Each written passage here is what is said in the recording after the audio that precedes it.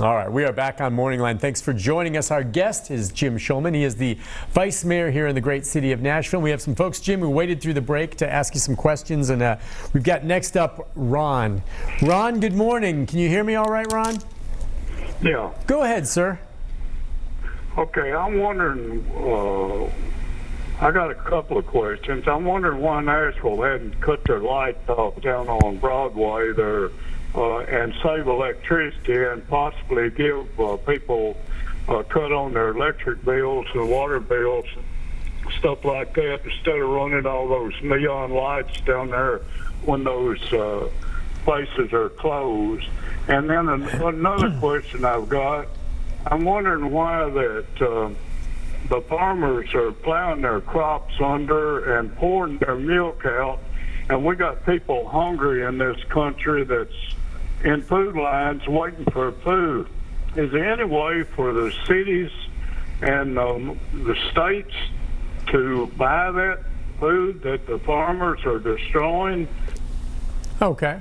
Yeah, there was a story I did on some of these farmers, dairy farmers, really getting hit hard, especially because schools, and that's a big consumer of milk, that the milk, which was unpasteurized at this point, and they weren't spending money to pasteurize it, was going bad, and they had to pour it out. And, you know, it upset people to see that, but you got to keep in mind, first of all, these people are not growing food and milking cows to give it away for free. They need to make a living. They need money for it. Now, at the end there, he said, could the city or municipalities look into buying it, which is a good suggestion. But others were like, well, why don't they just give it away? Well, you know, why don't you just give away your food?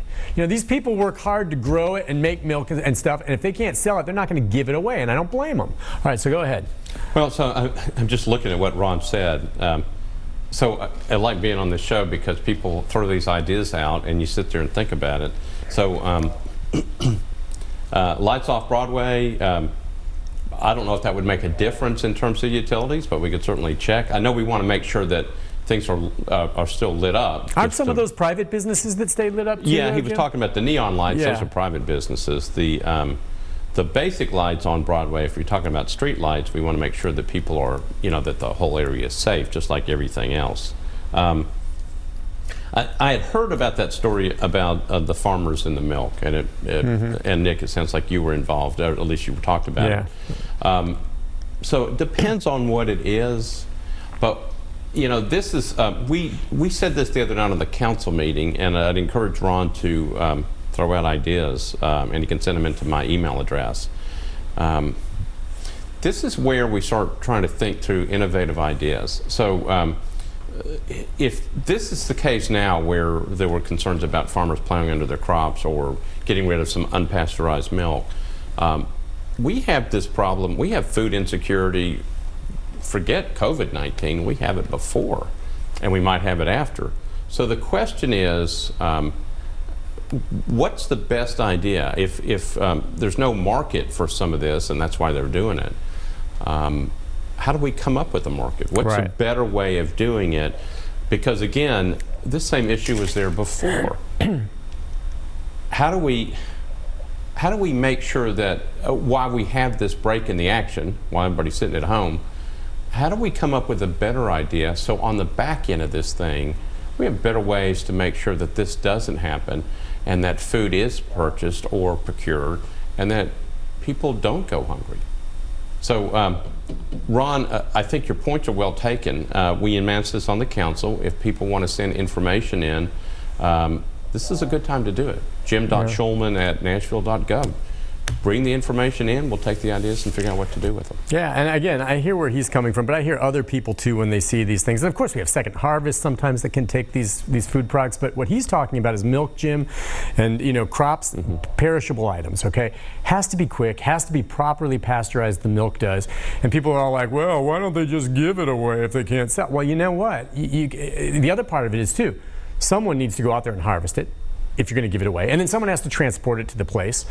What are you going to pay them with? They're just going to do that for free? I mean, what you said is right on market, on point. It's like, you know, it's a shame to see some of this go to waste, but what point do you have unless you have some other way to purchase it? Well, I will tell you this. So even before, we have something called gleaning, which is, and there's a Society of St. Andrews, I think, does this.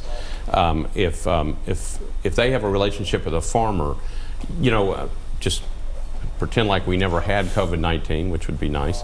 But before, when somebody harvests a bunch of crops, you don't pick up everything. A lot of stuff falls off the machines or whatever. Society of St. Andrews will come in behind it and pick up that stuff, and then get it out to people who are probably not going to get that anyway. This is where what Ron is talking about, I think, is important, and that is when we start thinking through different ways of handling these situations so that on the back end of this thing, or even during this next month, we're getting food that otherwise might just go to waste and getting it to people who really do need it. So think about what Ron said. I agree. All right, let's take another call. We've got Sean on line 4. Sean, good morning. What's your question, Sean?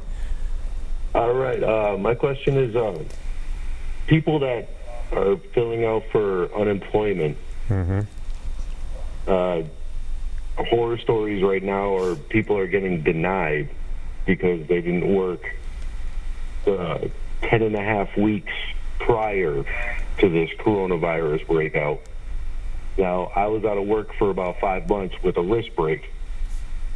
I just went back to work a month ago, and now I've gotten my layoff letter for last week. Are people in my situation going to be covered with the unemployment, even though the horror stories are all over the news now about other states denying people to the same situation that I'm in? Okay, and Jim, I know some of that's the state and the federal level, but I really sympathize with him.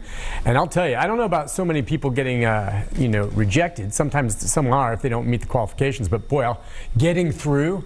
I was helping someone this weekend. You go through the system online, and you're really close, and all of a sudden it just kicks you off. Or you're on hold for 45 minutes, you think you're getting close, and it hangs up on you. Yeah, so this is Sean's question is a state issue. I'm not sure. The best thing I can tell you is to call the Department of Labor and Workforce Development with the state. And I'm sorry that people get hung up on, but I would pursue it. Don't stop.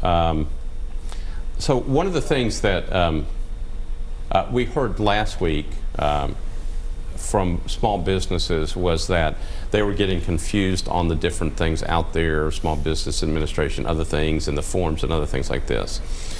Sean's point is about unemployment. And it almost seems like we almost need whether Nick wants to do it on a show like this or whether we can actually put something together and put it on Channel 3 and put it on the web. Just the basic stuff so people can get their questions answered on this, either whether it's unemployment or small business. It seems like it's very confusing right now, and I think Sean's point's well taken. I mean, he's not sure. He's having trouble getting through. Other people are having trouble getting through. What do they need to do so they don't get so frustrated? It's frustrating enough right now, but be unsure and not be able to get your information is difficult. So we're looking at this one too. And hopefully to the Department of Labor through the Fed, and if he's going to have trouble getting the answers that you're suggesting, bringing in more operators, expanding the system, and trying to upgrade. In fairness to them, and it's frustrating, and you almost want to say there's no excuse for what's happening here, is that I think before this coronavirus really hit in early March, they were processing maybe 10,000 unemployment claims a week. They got like 250,000 in a matter of 8 days. Talk about being caught off guard and not having the resources to process them. Well, think about 2 months ago. The economy was rolling along. Well, unemployment was very low, and so they were kind of just dealing with what they had, and then boom, it exploded, and they're still not caught up. And I really sympathize with our last caller. Listen, we'll take a break. When we come back, more calls for Jim Shulman, our Vice Mayor in Nashville, right after this. Stay with us.